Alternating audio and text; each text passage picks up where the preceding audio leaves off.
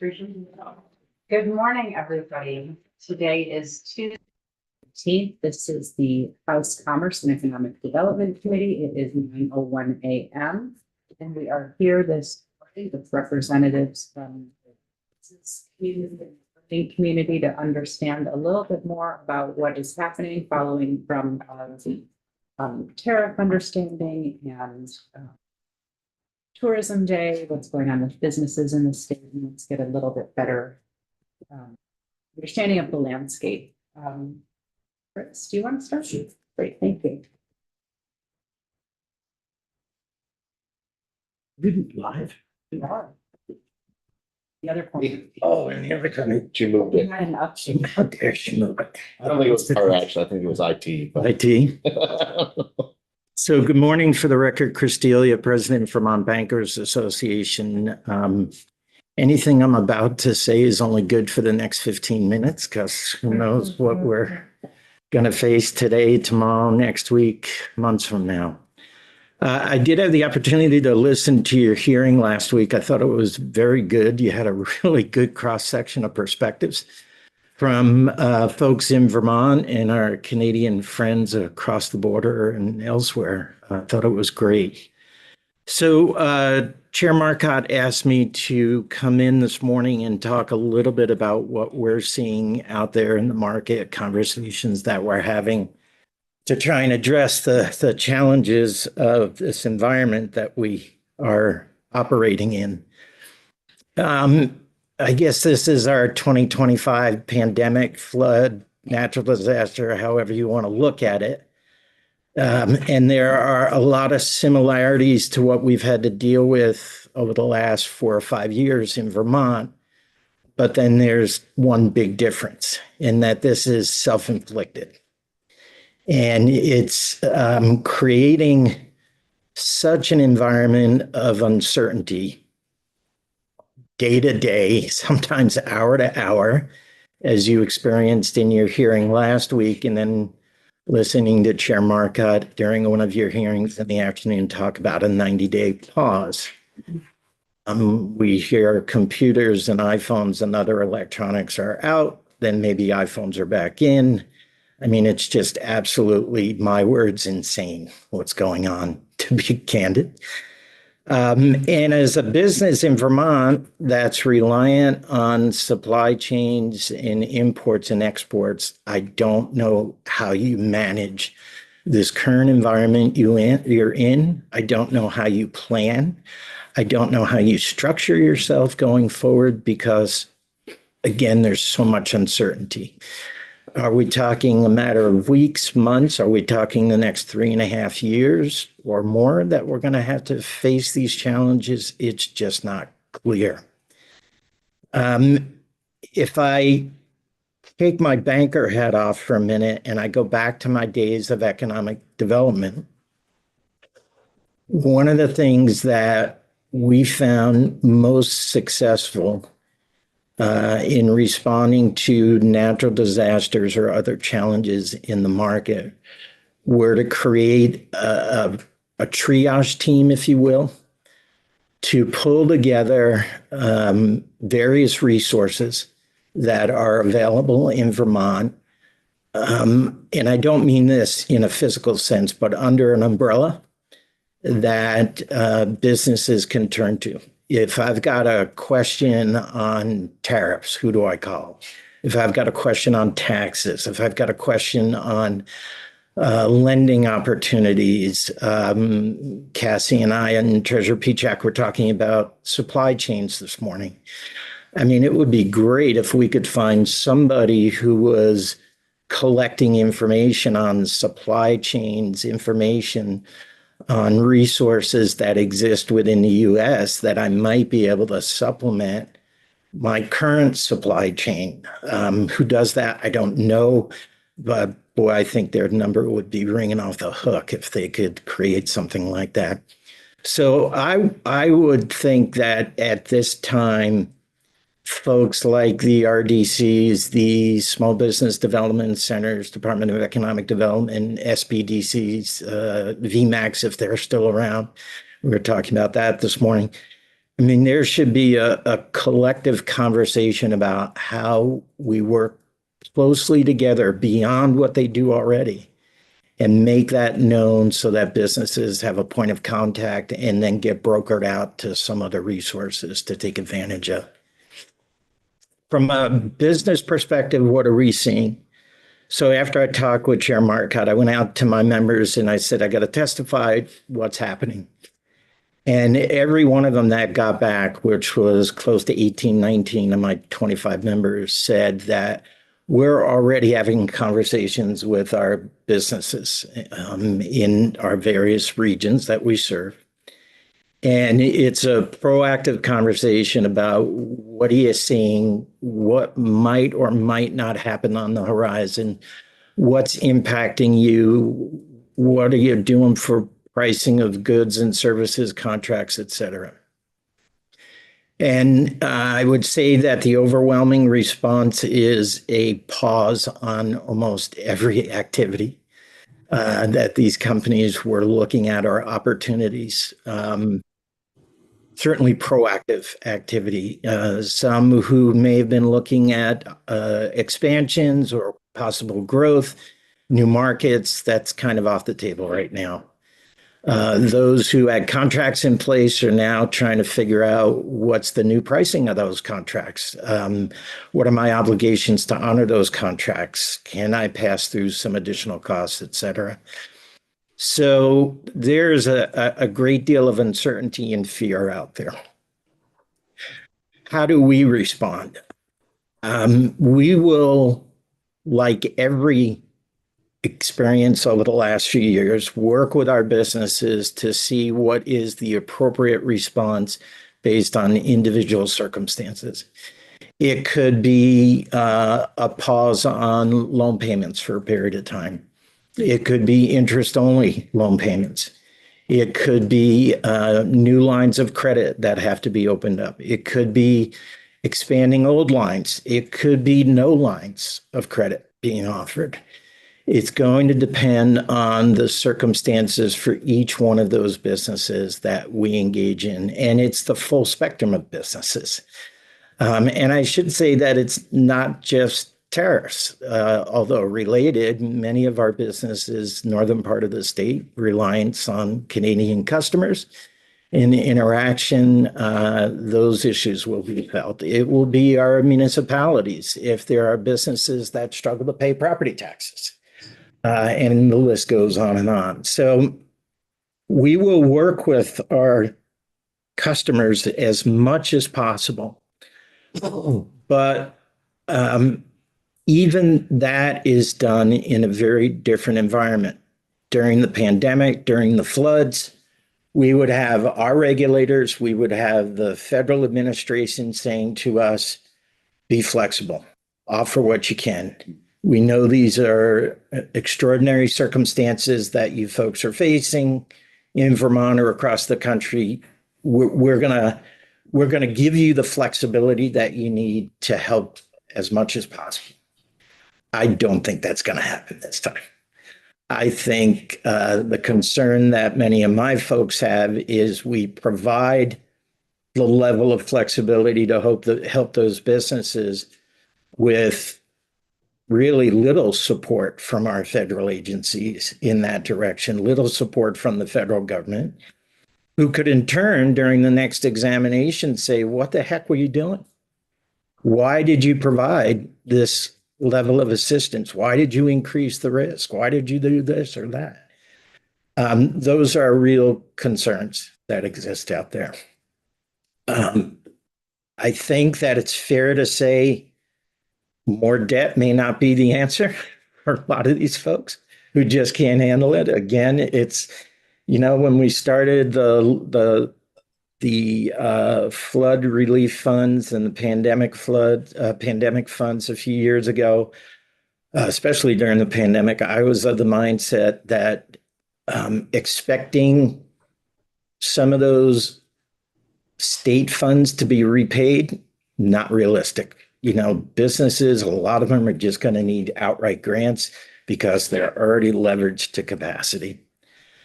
So I guess long story short is we will be there. We will work with our business community. We will support our customers. We will work with our friends at Vita and the Treasurer and any other groups that ask us to come to the table and be a part of the solution. We've been down this road before, but there are a lot of different circumstances this time that don't give us a rosy an outlook. There's no backstops that we can think of right now that are going to be supportive. And all of that could change by 9:30 today. Who knows? We have questions for Chris. Thanks, Chris. Very sobering. Yeah.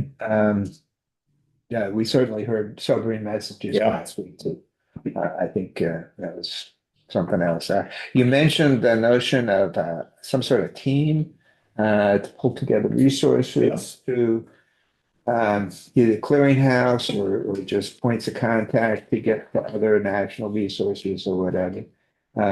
What are your thoughts about that and how that might progress?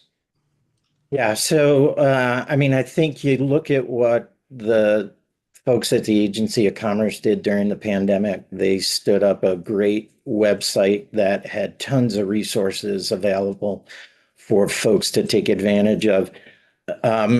Representative Olson, I go back to my days when I was Commissioner of Economic Development, and one of the things that we initiated was any business who contacted our shop, we had a discussion internally and with our partners about that business. Or when I went out and visited companies around the state, I would have those conversations again back in the shop with our folks and with our partners.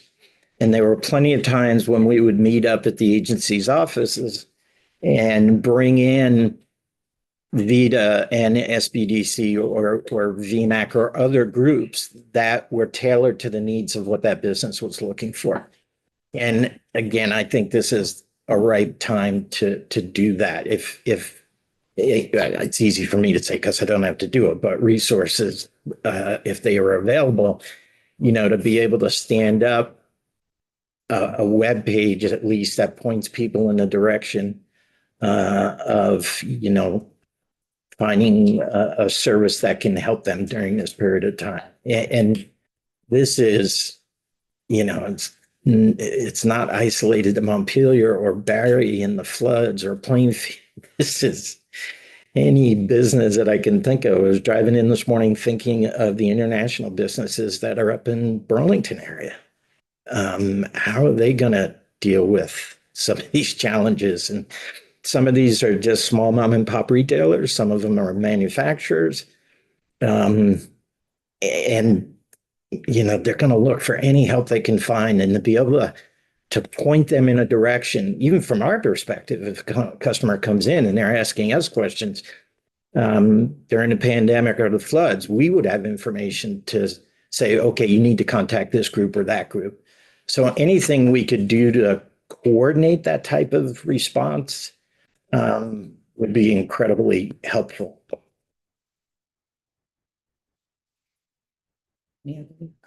What are you hearing about interest rates? Good luck. I mean, that's another thing to keep in mind. Pandemic was a very different environment, interest rate environment. The floods last year and in 23, very different environment.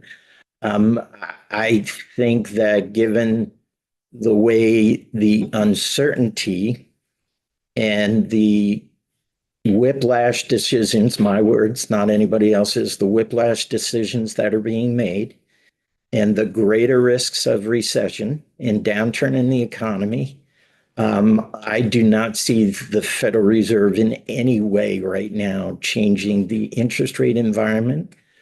If anything, it could possibly go in a worse direction, depending on what happens in the next few months. So I would not see interest rates moving in a favorable direction at all.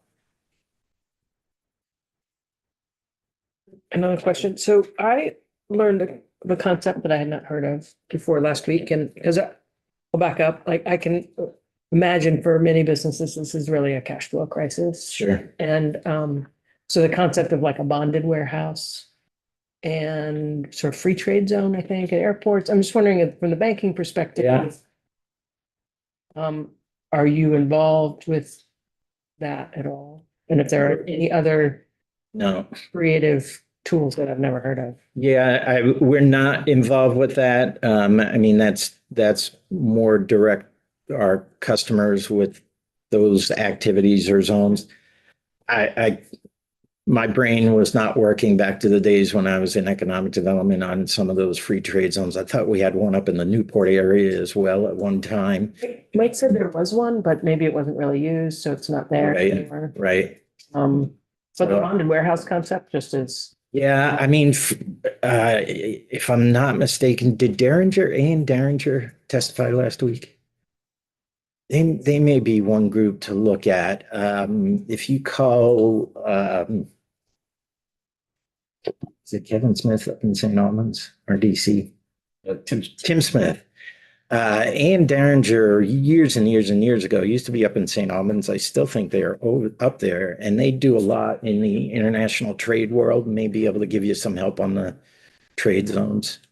Maybe folks at economic development as well. It's not something that we're involved with. Yeah. Other questions for Chris? Thank you so much for. Thank you. Really appreciate Yeah, it. anytime. And being able to reach out to the banking community to share information with us. Happy to.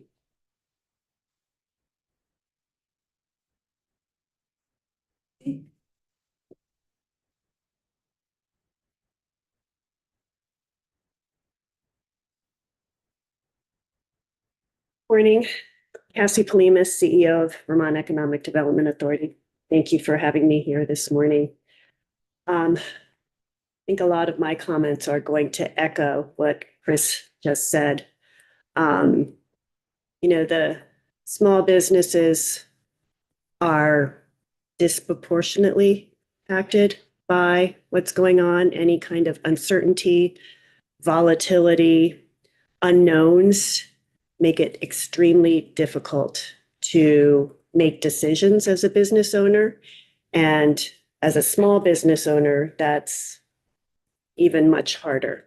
Small businesses don't have the negotiating power that, say, Apple Corporation has. They don't have the resources on staff to pursue alternatives and options and do that digging and due diligence. So I love the concept that Chris raised as forming some sort of pool, task force, resource group for small businesses to be able to connect, know where to go, talk to the folks that can make those connections for them, because they're just trying to run their business.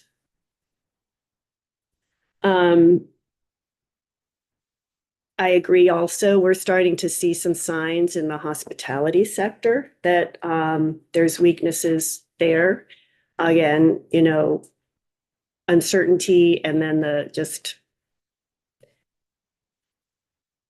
bad feelings that Canadians have right now towards the United States. And it's hard to know if that's all related to what's going on, but certainly good guess would be that a fair amount is related to what's going on. So that's another area that we're keeping an eye on and making sure that we're staying very close to our hospitality sector, which is, as I've testified in this committee before, VITA does a lot in that sector. I think that time is necessary to really understand the impacts. Yes, it's changing every day. So where is the dust going to settle? We don't know yet, but it's also hard to tell what's going on right now. A lot of these business decisions to make investments, to expand, to move, to buy, to order, place orders, those decisions were made, some of them anyway, a while ago, before a lot of this turmoil took place. And so some of that has to continue moving forward. So there's going to be a little bit of a delay before we really know the depth of the impact. So again, it's hard to make those business decisions in this environment. As a business owner, sometimes you feel very isolated and alone, and to be able to talk to other folks that are dealing with this and have ideas and have the resources to know where the resources are, I think will be key for the small business community. ACCD has started putting some resources on their website, and I have no doubt that that will continue to expand as more of this evolves and develops. So that would be my advice at this point. But it's going to be a bumpy road. Happy to answer any questions. In the short term, I worry about those businesses who they're importing, they've got orders that are, maybe they're even already on the boat coming Yeah. over from China. Yeah. And let's say they made the order 9 months ago for $100,000, Mhm. and they have to come up with $145,000 to Mhm. receive that product, right? Yep. And Yep. from what I'm just curious, just from a nuts and bolts perspective, Yeah. do you have any ideas, or are there any observations or thoughts on how businesses are gonna, just like that near-term cash flow crisis? Yeah. Like how, Yeah. I mean, even really big businesses, I think, with big orders, Yeah. they don't necessarily have $50 million just sitting. Right. Right. Isn't it? Yeah. It's going to be different for each business too. It depends on, supply. Oh, I'm sorry. I'm just, if it's 145%, buy it- isn't it double plus 45? No, they bought it for 100, and then the tariff is 145. Okay, so an additional An additional, right? 145.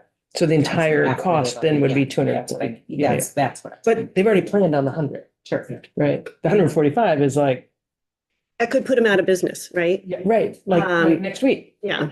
It's going to depend on a lot of things. So, what is the supply demand dynamics there? How much can they pass on to their consumers or end users, whoever they're selling, how much sort of price elasticity is there? So they're going to be weighing those decisions. If they decide, this is something that they can endure, that's going to, get them to the other side, then they would look at how do they finance that? Can the supplier Right. help them finance some of that, take some of that? Talk to their banker. How much, do they have already a line of credit with the bank? And can the bank perhaps look at that one transaction if they are creditworthy to take on that additional debt?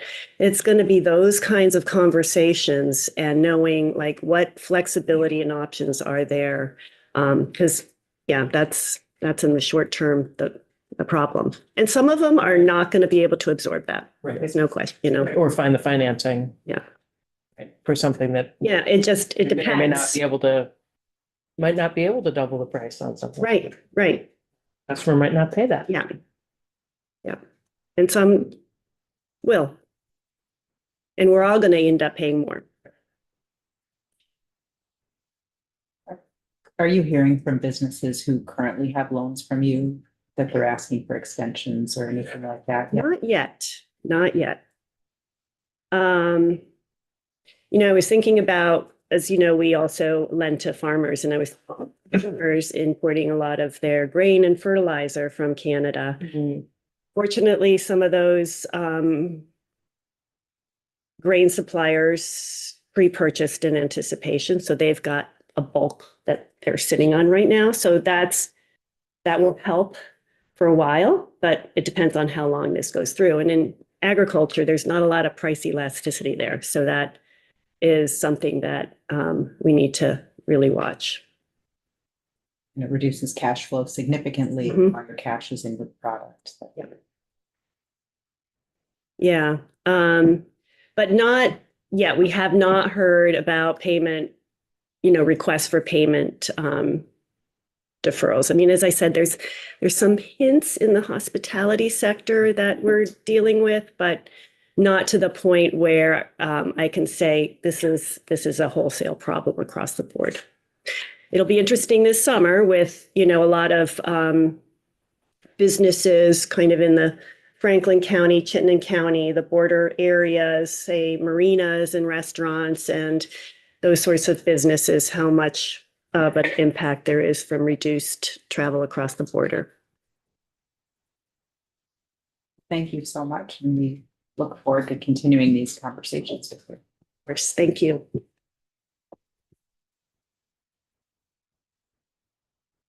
All right, welcome. Is this your first time talking to our committee this year? Is it? I think I was in the committee early, but I can't remember on what topic. Great. The Vita bill. On the Vita bill, yes.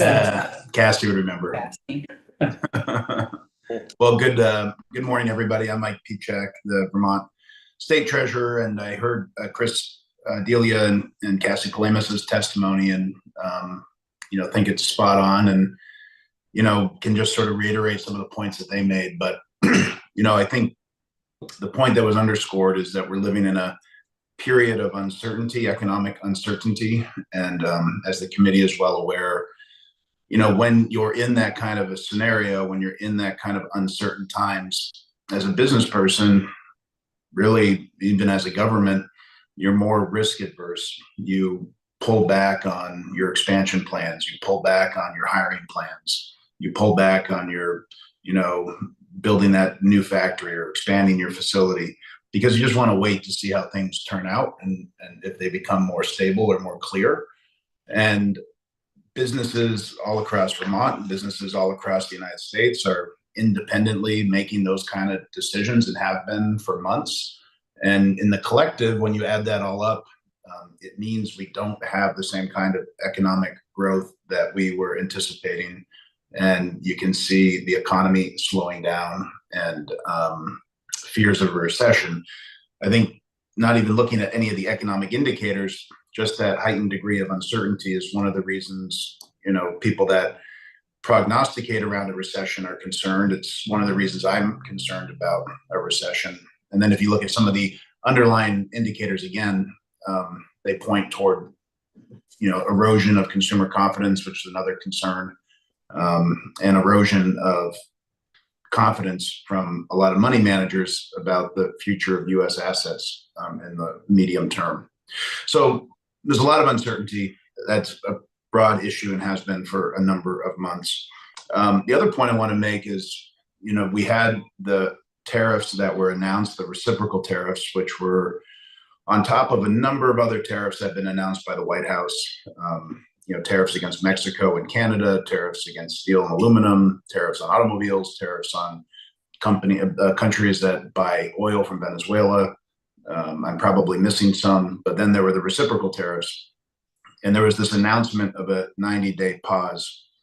And we have been, tracking the Yale Budget Lab as a good source of impact around what consumers will feel, what will happen to the general economy as it relates to the tariffs that are being imposed. And, one thing that I think has gone under the radar is, there is still a 10% reciprocal tariff on every country.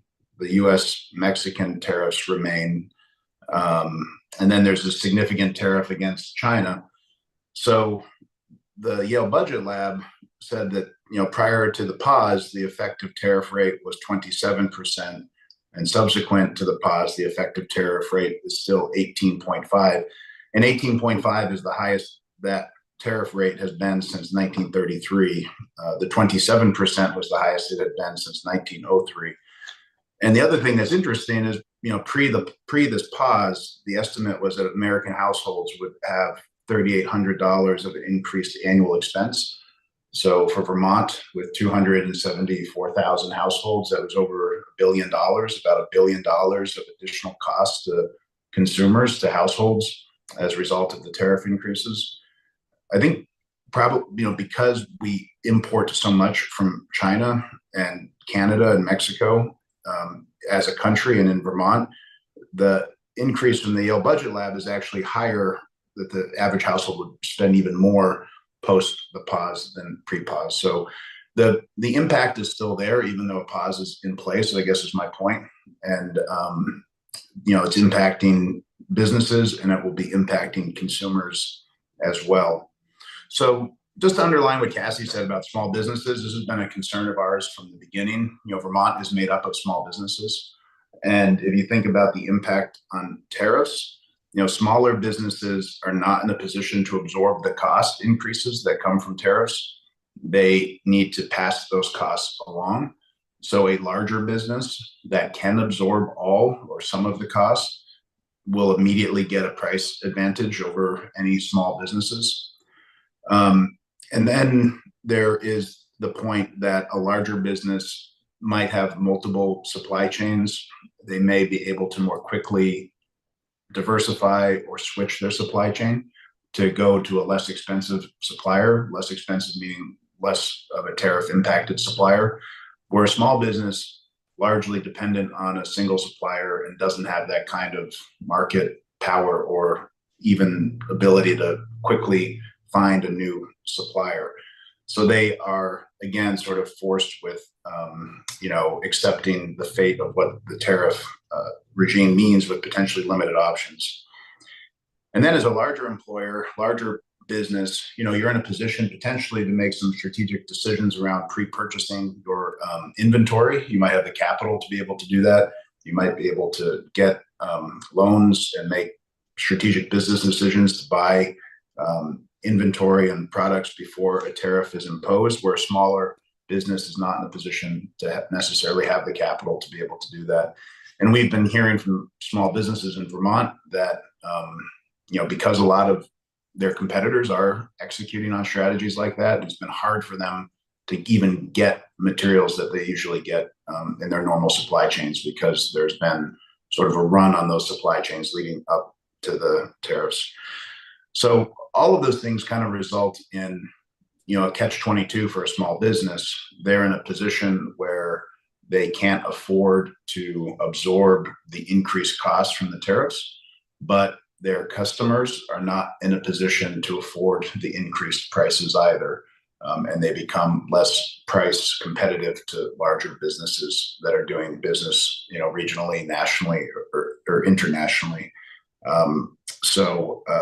Something that we have to keep in mind. In terms of, what to do at the current moment, there's just such great uncertainty around how long the tariffs will remain, if they will remain, to what degree they will remain.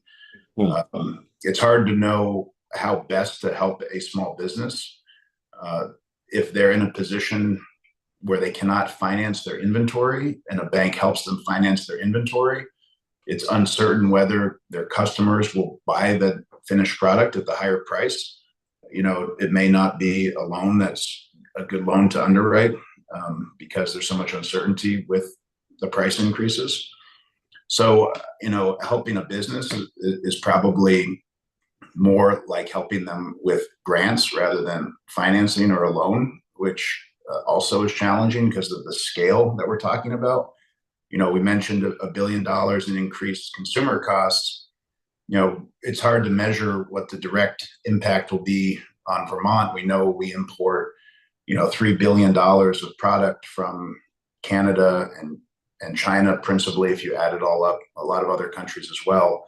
Some of that may be exempt, but some of it may be energy, microchips. So it's a little bit hard to understand exactly what the number is that you'd be calculating against.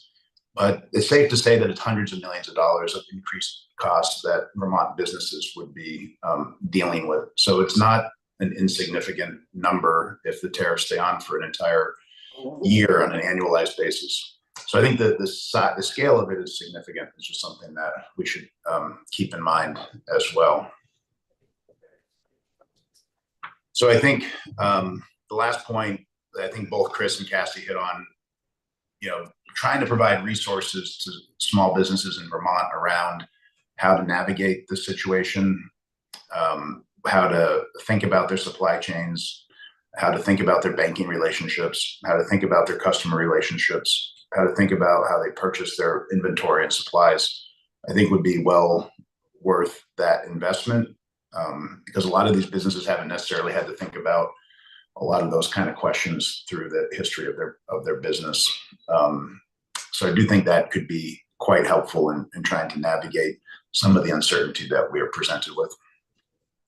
And with that, happy to take any questions from the committee. Yeah, thank you, Mike. To that point about some sort of resource database or assistance kind of process, do you see, I mean, this is definitely affecting Vermont, but it's also certainly affecting the other northern New England states and of course, probably all border states. But I'm wondering if would see any value in almost a regional coordination of that kind of information exchange. You know, that perhaps people in Maine know of something that Vermont doesn't know, or something along those lines. Yeah, I think it's always great to bring in. We do it all the time as treasurer. I did it all the time when I was at DFR. We relied on other states to think of, because they are thinking through the same problems we are. And us being one of the smallest states in the country, they're often thinking through them with more resources. So they can get to, maybe a decision a little bit quicker than we can, or they might have more information or more resources to get information as we can. So it's something I think in all areas it's wise to do, and particularly with New Hampshire and Maine, or even just all the New England states, because it's not just border states. I mean, we're all importing from all of these similar places.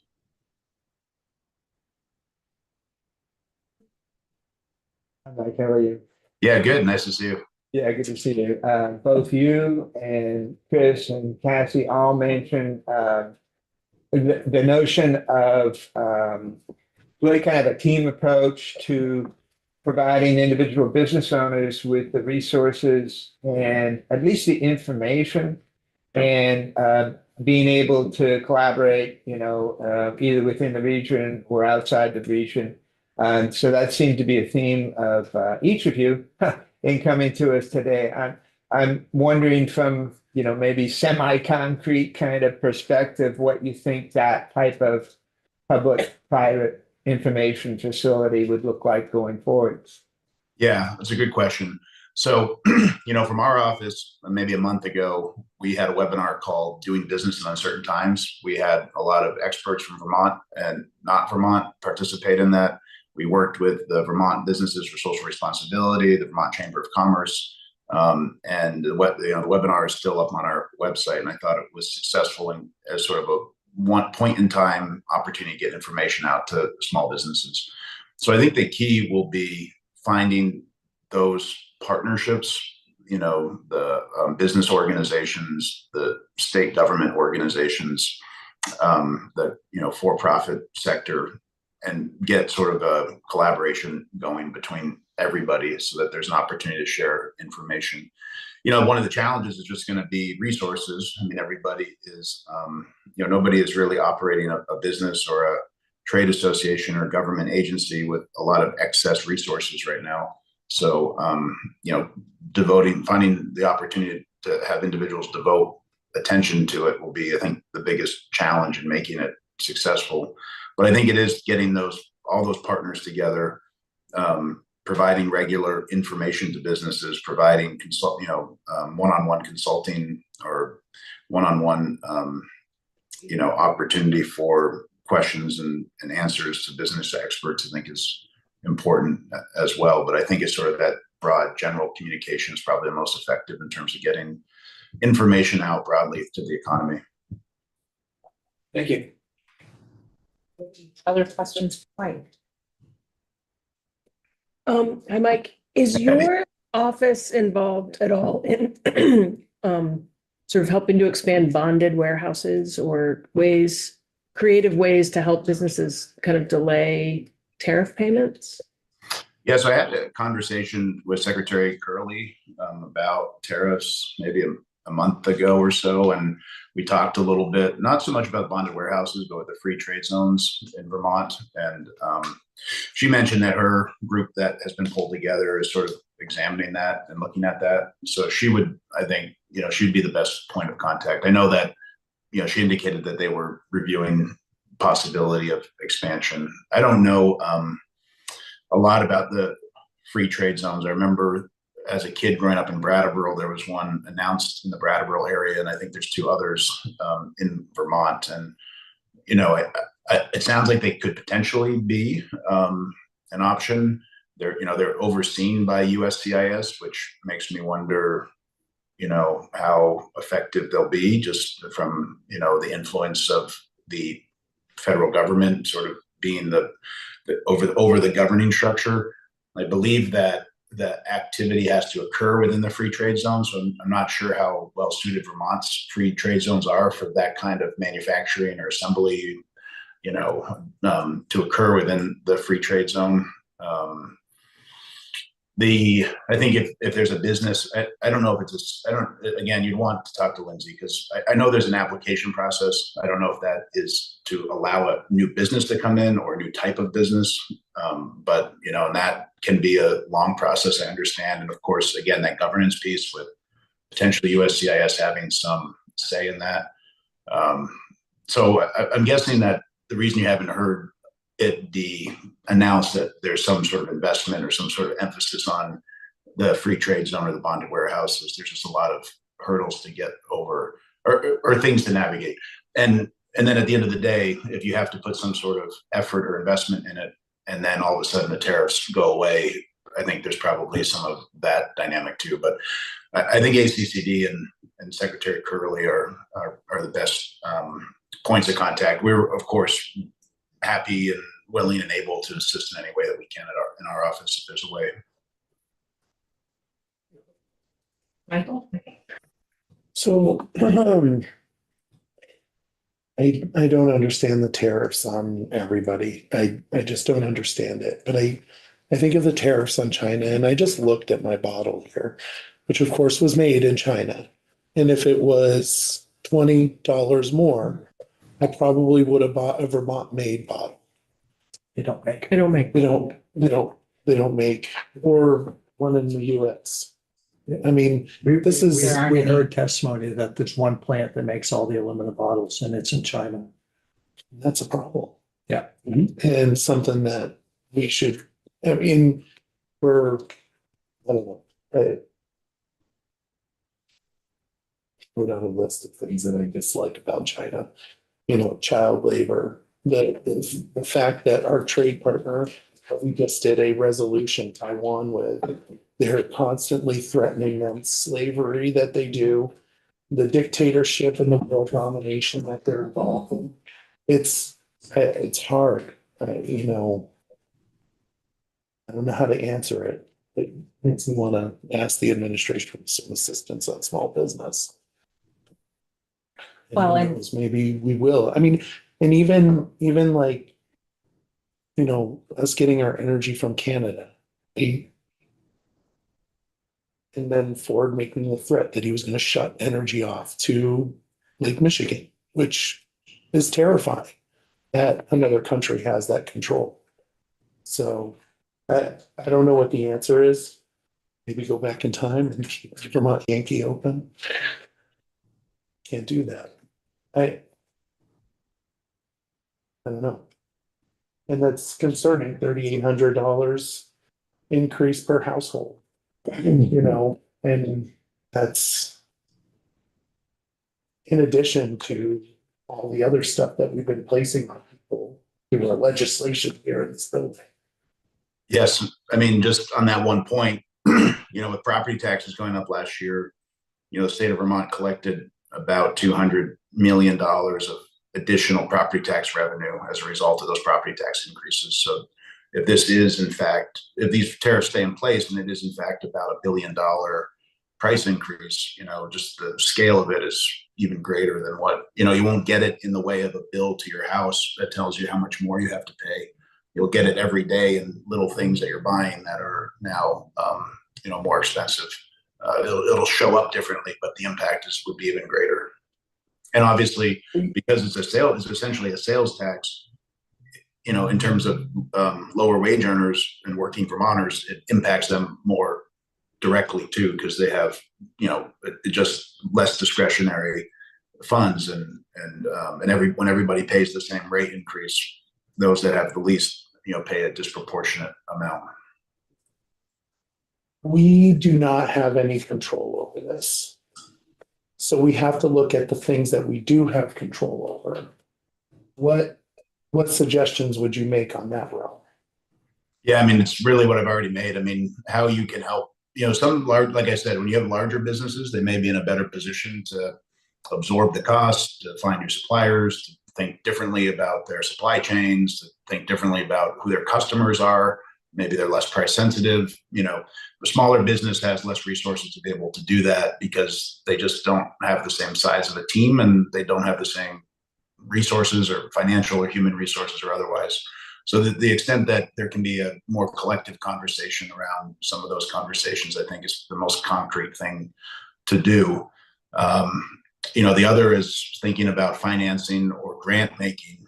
But again, the scale of it is so large and there's so much uncertainty that it's hard to imagine what an effective program looks like right now as you're sort of blue sky thinking it. We do have one other witness today, so if there aren't more questions for Mike, I think. Thank you so much for being here. I think we're going to have more committee discussion on this. It sounds like we have a lot to say in here, so we'll be coming back to this. So Yeah, anything we can do to help the committee, let us know. Thank you. Thank you. John. Hey, thanks for having me this morning. For the record, I'm John Dwyer. I am here representing the Association of Vermont Credit Unions. I actually serve on the board of AVCU, and my day job is CEO of Eastrise Credit Union, a statewide financial institution. As I'll start, excuse me, just a quick note, 2/3 of Vermonters choose to do business with a cooperative credit union. We actually at Eastrise have 170,000 members, 85% of whom have a Vermont address. So I am here to try to give you a perspective on how we are working, as others have noted, and I'll try not to say everything that Chris said, but much of it is very similar. So I'll just make that reference once. So we are in the same role that every partner is. We're a partner for the businesses and the consumers, members that we interact with. So our role is to provide, if it is additional financing, when we can do that, we are certainly happy to do that. I'll give you a little bit of kind of inside kind of route to that. I would share that, for a business to get additional financing or for a business to get new financing, they are going to be most successful working with the financial institution they already work with. Someone that they already do business with, an organization that already understands their business, understands their cash flow, understands the influences that different pieces of their business have or cash flow have. We're often in a role where we are providing, expanded relationships with businesses, especially larger relationships. So if a commercial business has, depending upon the size of the organization, a large relationship with that credit union, our regulators require us to do an annual financial review. So we're going to have an annual set of financials. We're going to have an understanding of how they're doing. If we've done that recently, then we're going to really understand what's different. So we're going to be in a good position to help them. We are going to be more challenged from somebody who just calls us or a business that just knocks on the door. But I think that as has been noted, there are resources within the state for businesses that may need a cash flow help during a period of time. Doesn't mean it's easy by any means. There's certainly security issues in terms of, if you're prepaying for supplies or raw materials, how do we collateralize that? Are we using the property of the business?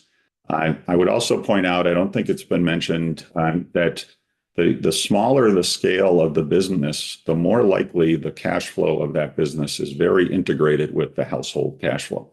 It's not always easy to separate what's happening in the business from what's happening in the household. And we are primarily consumer financial institutions as credit unions. So we're more used to looking at household cash flow and things like credit scores, et cetera. So it's going to get more complicated the smaller, and you've heard that this morning. But I would point out that that's another factor in why it's complicated. I'll also point out that in our experience, I guess I didn't note this, but I actually have been around a while. Next week is my 38th anniversary with the credit union, so maybe I should have started with that. I have been here in Vermont for quite a while, in this industry. And so when I talk about, prior programs, if you look at flood relief, if you look at COVID relief, I think there's a couple of things you want to think about in that context as well. The first is, as Treasurer Pieciak noted, the scale is bigger than you think it is. It doesn't take long at all to get into hundreds of millions. Think of COVID, think of the PPP loan program. We did hundreds of them. All the banks and credit unions in the state did hundreds of those loans. The key that I would like to remind you about or think about, the second part of it, is the biggest challenge in the negotiation of those kinds of structures is who is taking the credit risk. In PPP, that was really easy. The federal government took the credit risk. In a lot of the flood-related efforts, there were some state efforts, but in a lot of those, we actually took the credit risk. Even in the most recent, and I don't know if the treasurer is still on, but in the great program that the treasurer is working on with various financial institutions to impact housing and to try to get more housing in the state of Vermont, what the benefit for the financial institution is actually lower cost of funds. So the state is providing the funding at a lower cost, but we are still taking the credit risk. So wherever the credit risk is going to be where the entity is that's going to have to take most of the responsibility on to try to make those decisions. But with all that said, we certainly stand ready as an industry to participate as we have in previous programs. I won't belabor the points you've already heard about how complicated it is right now and kind of some of the voices that we're hearing. But I will say that we at this point are not seeing a lot of requests for business relief. In checking with our teams, there's some, but it's certainly not at a scale of some of our previous experiences. So I'll stop there and answer questions you might have with me. Any questions for John? Well, thank you so much for your testimony. We really appreciate hearing from you. Committee, we have 5 minutes if we want to talk for 5 minutes. Actually, can I ask you a question? Absolutely. Sort of a question about sort of business loans that you do have, and do they generally have personal guarantees? And sort of that's definitely I think that is such an important thing just to think about is these are not just businesses, these are individuals, and family finances are going to suffer tremendously. The vast majority have personal guarantees. I would go back to being just a quick point that Chris made. I mean, we are a regulated industry. So when our regulators come in, and the expectation is that it's not, most businesses in Vermont are so small, relatively speaking, that they are a personal pass-through, right? You're really looking through to the personal guarantee. Very few of our loans don't have personal guarantees. It's why when we hear from members right now, we're hearing more from consumers than businesses. The angst out there, and you've already heard this in many settings, but the questions we're getting asked now are just, for me, it's not happened in my experience, where people are questioning federal insurance. They're questioning what's going to happen with the data that's sent to the U.S. Treasury. That's real. That is happening in our locations. Tony? Well, I was going to comment, so he can go. I think that's a question that I would like to talk a little bit about is human behavior. And we hear nervousness, we hear anxiety. Are there stages in your line of work between this to panic? Oh, sure. And how close are we? I would certainly not say we're close to panic, but we have had episodes in the last month and a half where we have had members react to issues in our branches where we have had to get other entities involved. Yeah. So you're dealing with people's finances, and there's nothing more. No, you've got health and family and other topics, but in terms of things that will cause people concern and frustration. When you are dealing with their finances, it's very real. I can assure you. Does this remind you of any time in your personal experience in the past? Oh, sure. It reminds me of COVID. I mean, there were similar concerns in COVID. The difference was we closed the branches. So to get to us, you were on the phone. So and I, we've in our industry, the difference between in-person behavior and telephone behavior. So telephone behavior is always rougher than in-person behavior. But that gets blurred in a time like COVID, or at least the initial signs, very early signs, are that that's here. But people are concerned. And they're nervous, and the things that we all did or people have done to be prepared for their financial lives are being challenged. So that's there. I could go on for a lot more of that, but that's not why you're here. And you have the floor. Bell ringing, yes. Yes. Thank you so much for being. Thank you for the opportunity. And maybe I think we'll come back to this later this afternoon. I think we will have time to have a discussion. So thank you, everybody. We are on the floor at 10. We have caucus after that, and we're back in here at 1 to finish our walkthrough on 27, and then here's some testimony on that bill as well.